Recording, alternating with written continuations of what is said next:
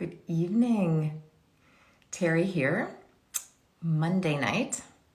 Normally we're live with you on Tuesday evenings for our Unpolished podcast. This evening, as I announced in our stories earlier today, Sanella's on holiday, and I want her to spend all the time she can with her family. So I said, no problem. I'm going to jump on. I'm going to jump on live tonight. Because I have to travel for some work tomorrow. So Tuesday just wasn't going to happen. And, I think the former perfectionist in me would have rebelled against that and would have tried to make tomorrow night work anyway, because, we do it on Tuesdays. And what will our community think of us if we don't run Unpolished podcasts on Tuesdays?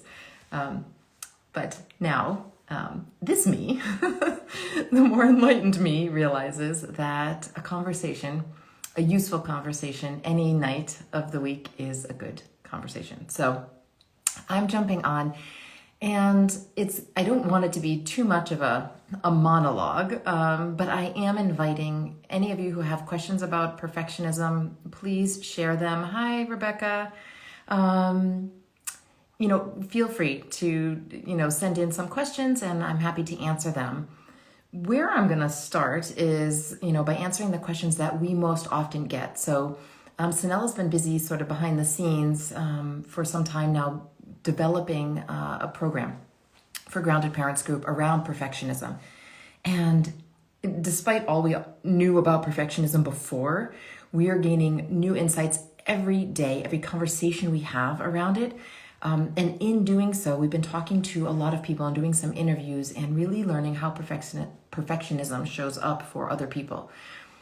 And there seems to be, every time I have a conversation with people about perfectionism, a couple of common questions that we get, right? And when Sanella and I are working with our coaching clients around perfectionism, the same couple topics come up. So I'm going to start by answering those questions, and if anybody has anything else that they want me to speak to tonight, I'm happy to give that a shot. So just type in your questions below.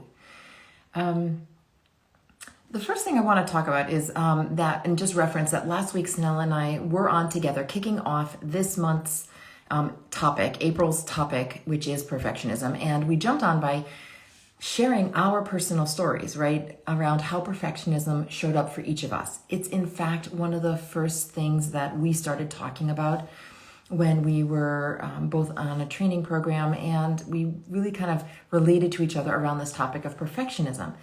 Over the years, though, we realized, wow, it's different for you than it is for me. It's not showing up the same. In fact, I even doubted whether she was actually really a perfectionist, because I knew for sure I was. But the way she described it for her, and I'm like, well, that doesn't sound like my perfectionism. So yes, it can show up a little differently for different people. It can feel and look a little differently. But I think what is the same is that it's a burden, that it's a little bit of a heavy weight to bear, and it's fatiguing. So what I noticed that for me was that it showed up kind of universally in my life across all domains, right? So it showed up for me at work. It showed up for me in my personal appearance. It showed up for me in my parenting, and then therefore the appearance of my children, poor things. It showed up for me in my house and my hosting abilities and all of it, just everywhere. And Sanella, for her, it was really focused around work, right? And so it was just mostly in the domain of work. Not that it maybe didn't creep up from time to time other places, and we can ask her, but she relates to me that it was mostly in the work domain. And I think that has a lot to do with what's the why behind it. What is the driver for each of us as to why we decided to play the perfectionism game in the first place? What did we think it was going to sort out or solve for us? Where were our trigger areas? Where was it we were feeling most at risk or vulnerable or insecure? And I think, for me, it started quite early, sort of like, this is the way to be successful. I could tell that if I just worked really hard, and I had a lot of good evidence that if I worked really hard at things, then I was successful at them, and I was rewarded for that. And so I thought, this is the way to go. And then I just applied it to all of my life. And it really got all the way into like, this is how I got love and acceptance and praise and value and approval. So, this is something that for me, that when you think that this is how you bring value and this is how you're, worthy of appreciation, then yeah, it's going to show up everywhere. So that's what I can say for me. The problem is perfectionism is a weight to carry. It takes a lot of energy, takes a lot of time, and it takes a lot of focus and vigilance and attention and controlling of things that actually may not even be in our control. And so, in Brené Brown's research, she will call perfectionism, a form of armor. It's like a 20-ton shield is how she describes it, which is perfect because it's that heavy. The problem is that it works. That's the problem. Thanks, Rebecca. I'm seeing you send in hearts, and thanks. I'm glad that you're connecting to this, and I'm glad that I'm not alone, and that it wasn't just my experience.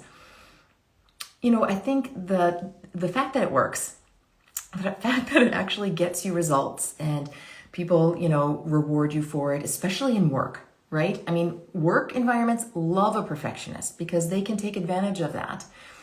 Not always maliciously, but look, perfectionists are rewarded, right?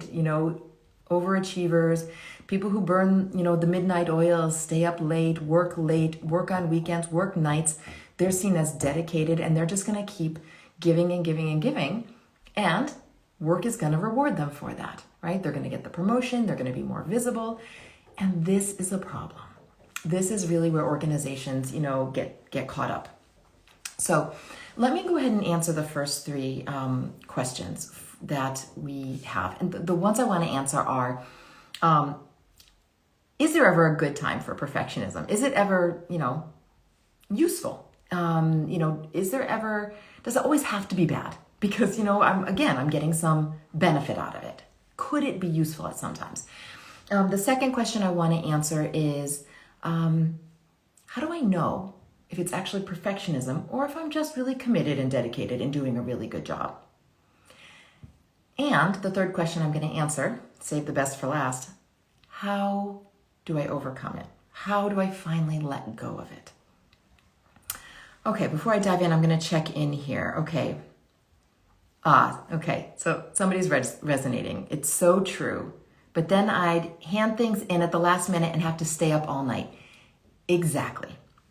So hold that thought, because in there lies the rub.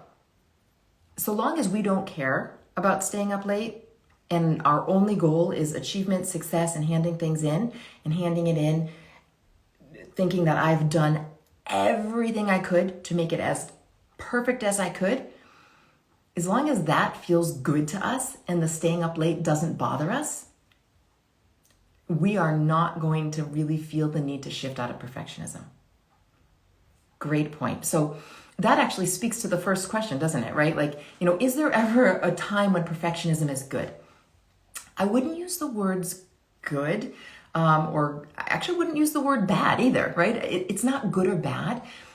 It's a matter of asking yourself, well, is it causing you problems? Is it creating dissatisfaction in your life? Is it causing you pain? Are you suffering at the hands of perfectionism? That's the question to ask. I can tell you that in the beginning of my life, I was not suffering from this. I loved it. I enjoyed it. It made me feel like I was doing the best I could.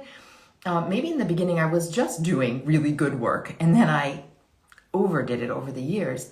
But I really felt that in the beginning, look, I was young. I had tons of energy. I had a lot more time. I didn't have a relationship. I didn't have kids. I had the time to give to whatever it is that required my level of perfectionism. And then I was getting rewards. The whole first part of my career, really the first part of our life, is all about seeking achievement, right? Goals of achievement. And perfectionism really helps because you do a really good job.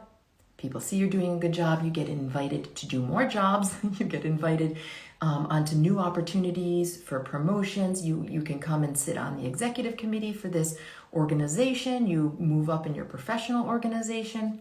I'm speaking for myself here. All of that was getting me exactly what I wanted. So why would I not continue to do more of it? So is there ever a good time for it? I wouldn't say perfectionism is ever good. It's still always costing you, but you might not always be suffering from it, right? Okay, so some of our listeners are saying, it didn't bother me, but then it truly was not sustainable or even possible with kids. Amen to that. That is exactly what broke me. I had the first kid and I'm like, I can still do it. I can still do it. I can still maintain it. I can still make him look cute and buy a cute hat and the shoes and and we can do family pictures and we can get him for his portraits and we can give all the portrait pictures to all of his, all of our family members. I really was like barely keeping up with the perfectionism and keeping my head above water. But I can tell you when the second child came, that crashed like a house of cards. And that's exactly the word I use. It was no longer sustainable, right? And then, okay, so another comment. Then I only feel worthy if achieving perfection, not realism. Yeah. That's it, right? If your feeling of achieving perfectionism is what brought you a sense of value, not even by just others, but even now within yourself, that I don't think others are going to value me, so I don't value me unless I'm giving 150%. Then if your very worth and self-esteem are tied to perfectionism, you're going to find it really, really hard to let go of perfectionism, because look, when our self-esteem and our self-worth is tied to it, we think that people like us and approve of us and value us and promote us because we are so on top of everything and we don't let anything drop. We're not going to want to let that go. That means too much to us. So yeah, wrapping up that question, is there ever a time when perfectionism is good? Not necessarily good or bad. It's just, is there a time in your life maybe when you weren't suffering from it as much? Perhaps. And then I say, look, okay, but you need to be mindful that that is a choice you're choosing. Let's look at the definition of perfectionism. If it's really perfectionism is saying that I can outrun judgment, criticism, failure, bad outcomes by making it or me perfect. And I think, we all know that is not reality. You could make something as perfect as you think you can get it in your mind, but there will always be somebody else out there who thinks it could have been done differently or better or by somebody else. So there just is no such thing as perfectionism, and we're never going to be able to outrun it. But I think in the beginning of our careers, we cannot feel the suffering from it because we have the time to give to it, and we're like, well, I'm willing to give the time because I'm getting something out of it. I don't recommend it because that's where the bad habits start, right? Like I don't think it was originally, tied to my self-worth. I think it was just showing me that I was getting results, and I'm like, this is working. I'm going to keep doing it. And then over time, it became part of my identity. And then it was tied to my self-worth. Second question, how do I know if perfectionism, if that's actually what I'm doing? And how do I differentiate it from just, I'm a dedicated employee. I'm a dedicated mom. I'm a dedicated daughter. I'm loyal and committed, and I'm going to go above and beyond for the people I love and the work that I'm committed to. How do I know the difference? How do I know when I slipped into perfectionism? I spoke about this, last week, but it's worth repeating. The telltale sign of perfectionism is that, one, you're never done. It's never enough. Maybe it's that you can't even get started because you are prematurely fearing criticism, judgment, and failure. You're worried like, maybe I won't be able to be perfect enough. So that's another sign. For me, the telltale sign, the question I can ask to myself is, who am I doing this for? When I'm spending too long on something, or I'm getting a little bit, anal about something, or I can tell that I'm like going above and beyond. And I'm like, is this above and beyond necessary? Is it necessary to achieve the thing I'm trying to achieve? So if I'm doing slides for work, sitting there till 2 a.m, right aligning all of the text and, changing all the fonts and making sure that they're all the same size fonts and Is that necessary? Is it necessary to communicate what those slides need to communicate? Is it worth the lack of sleep that I'm going to endure for it? Who am I trying to impress? That's the key question, because perfectionism is all about external validation. So if you're going above and beyond, ask yourself, who am I doing this for? If the answer is, well, so-and-so is going to see this and, they like things to be all aligned and perfect. So-and-so is going to be in this meeting and I know what they think. Or I'm going to wear, this outfit. Maybe not, because, so-and-so's there and maybe they don't like, I heard them make a comment once about, they don't like prints. And so maybe I shouldn't wear this printed top. Maybe I should wear a solid top. That's perfectionism. If you're going back to the closet and changing 2 or 3 times because of, what other people might be wearing or who's going to be at the event and how they dress and what they might think, that's perfectionism. If you're going back and you're doing above and beyond because you think, it's actually going to be really hot in that event room. I can't wear this. It's not going to work. Go back and change, right? That's an internal. That's like, I'm not going to be successful in this. This thing is not going to work for me. Same with the slides, same with your work, same with, the kids and the parenting. If you're going above and beyond thinking, what are the grandparents going to think? What is my sister going to think? She doesn't parent like this. What is my best friend going to think if I show up at the park, and my kid's not in, dressed properly. I still got them in their, pajamas or their comfy clothes for the day. That's perfectionism. That's external validation. I'm doing this above and beyond for somebody else's approval and benefit.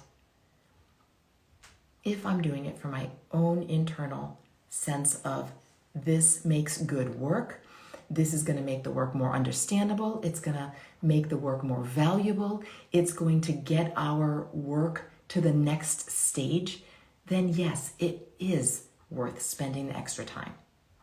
It's still going to cost you. It's still going to cost you the time and energy.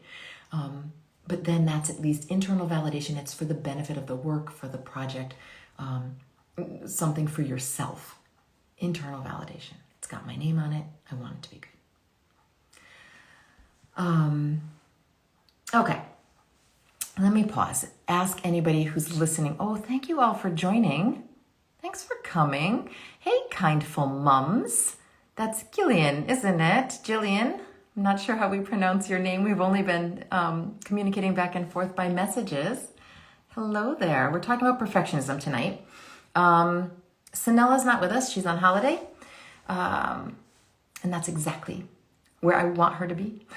And so I'm doing a Q&A tonight around perfectionism because that's our theme for the month. I'm going to go into our last question. The question that I think, I share these concepts a lot in trainings, in leadership trainings. I share them in parent development programs. I share them in my one-on-one coaching sessions.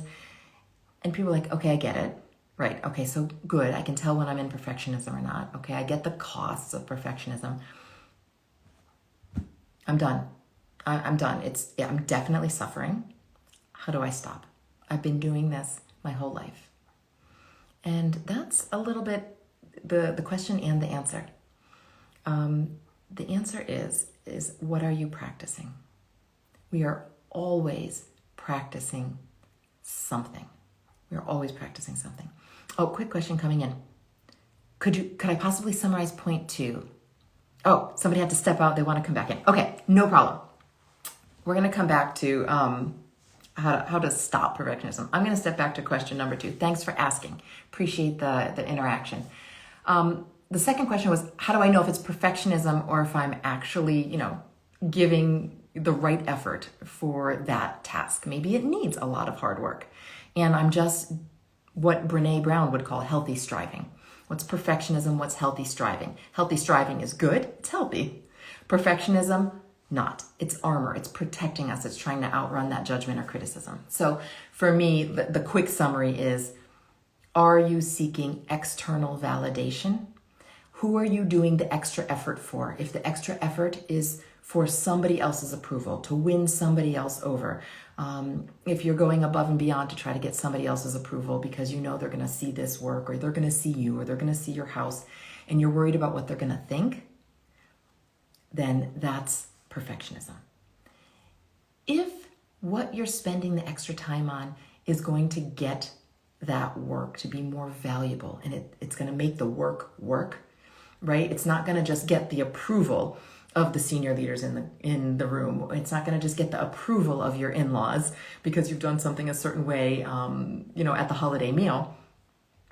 If it is actually getting done because, wow, if I spend a little bit more time organizing the meal and planning things out, then when people come, I can just spend my time connecting with them and chatting with them, and I don't have to be running around with my head in the cabinets trying to find those bowls if I have them set out in advance, right? So maybe, that would be the difference. So summarizing, it's perfectionism if you're really connecting it to some sort of seeking of external validation versus healthy striving, which is internally motivated.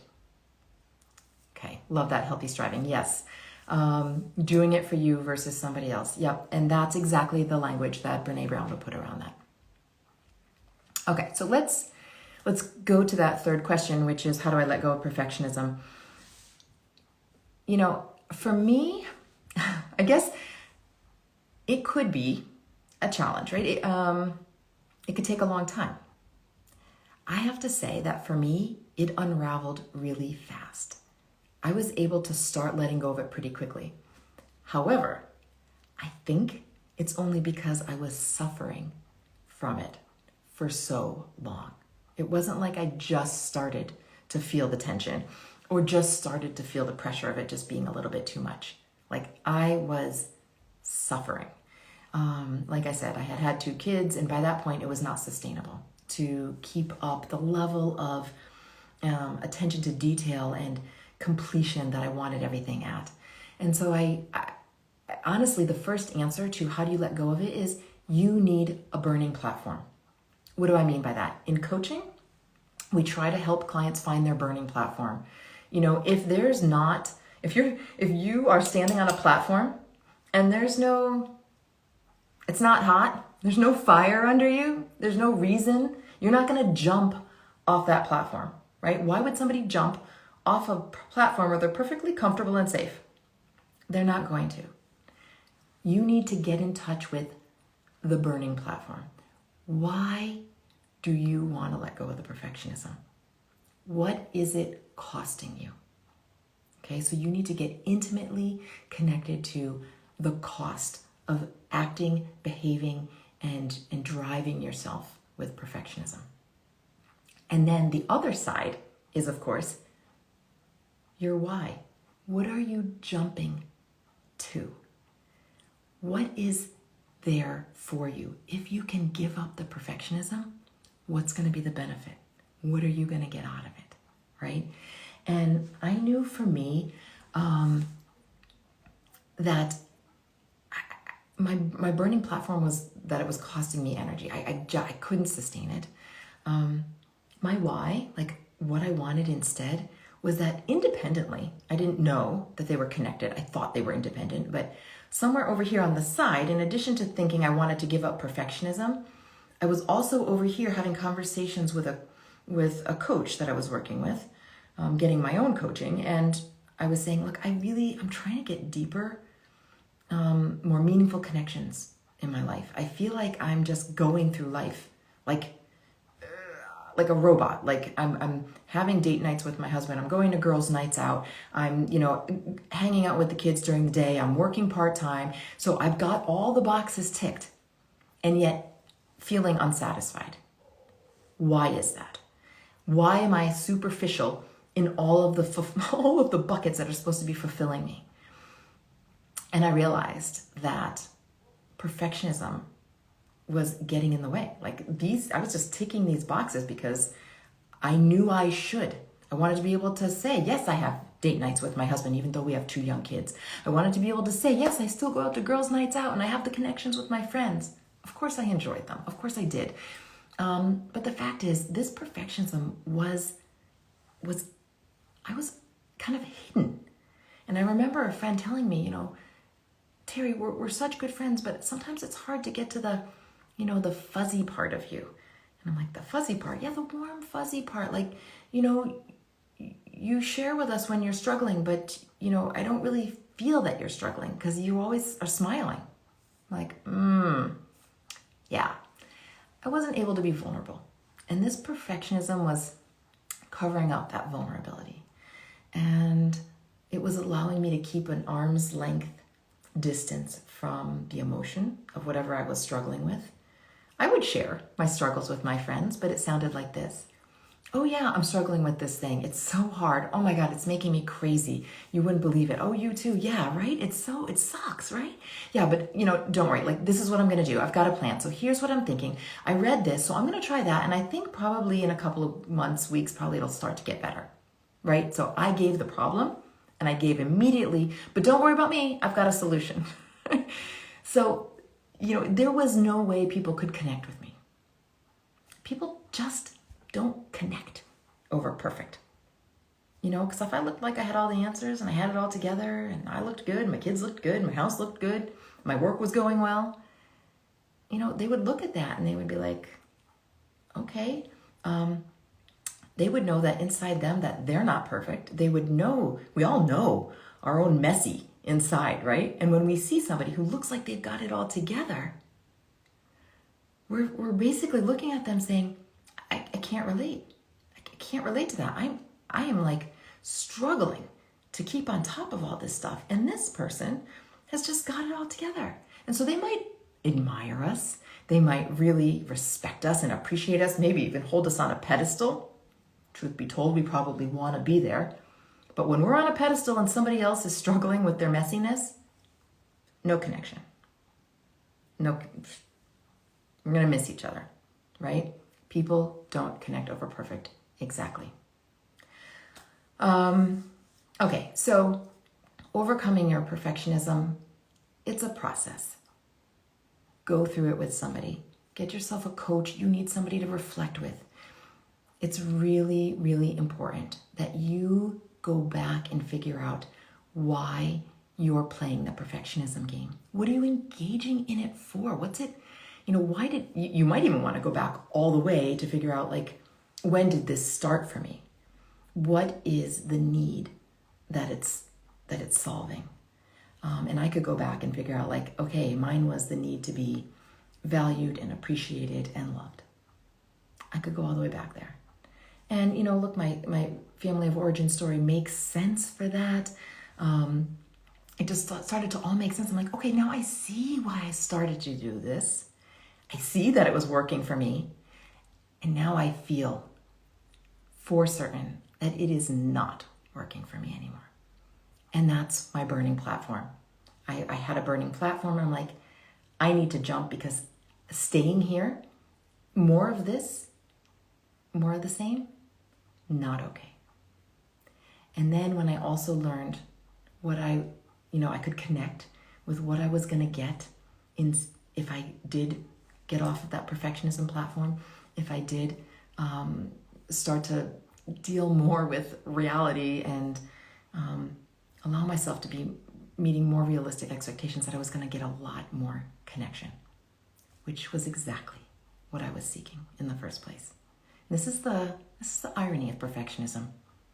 You know, we all engage in perfectionism very often because we want people to like us, right? We think if we're perfect and do a good job, they'll like us. And the fact is that perfectionism actually, it keeps people at a distance from us because they can't relate and because we're unavailable. So, and not, oh, thanks for the hearts. Oh, thank you. Yeah, okay. So somebody's sharing that it was, they were seeking their dad's approval. Oh, and now he's still freaking out that you've given up on perfectionism, doesn't respect you. Oh, that's hard. Oh, that's hard. And here's where we get to the difference between external validation versus internal. If you are internally validating yourself and the choices you made to stop playing the perfectionism game, then you're winning. You are winning. And give your dad love and compassion, because he probably just wants you to be successful and happy. And it's probably maybe the game that he thinks is what's going to get you there.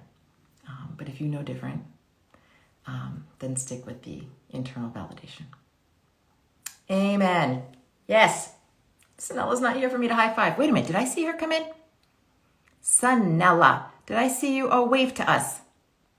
Wave to us if you're here. I see you, Sanella. Oh, she waved. Hi, Sanella. I'm going to wave to you. Oh, super. Thanks for jumping in. Go enjoy your family, Sanella. Go and connect with them. Thank you for peeping in on us. And thank you for those of you who took the time to come tonight. 2 weeks from now, we're going to be running our connection session on perfectionism. And Sanella's worked up a pretty cool perfectionism map, how to map how perfectionism is showing up in your life. So we're going to be running just a 1-hour activity. That's on the 19th, Tuesday the 19th. And I hope to see some of you there. Just to register to get the access link, you need to go to our website, groundedparents.group, and you'll be able to get the access link to the connection session. We host it on Zoom. We love those sessions because we get to see people live in the Zoom squares, however, but at least outside of the Instagram squares. And next week, we have a lot more lives coming up. We're going to be doing, because we said perfectionism shows up in so many different areas of our lives, we have some great guests coming on to talk to us about mindfulness, how to use mindfulness against perfectionism, how perfectionism shows up in entrepreneurship, how perfectionism shows up with, a body image and nutrition and eating, all the areas of our life that kind of get touched by this perfectionism monster. So stay tuned with us throughout the month. We hope to see more of you there. And I wish you a good, peaceful evening, listening in to your own inner sense of enoughness. Thank you all. Have a good night.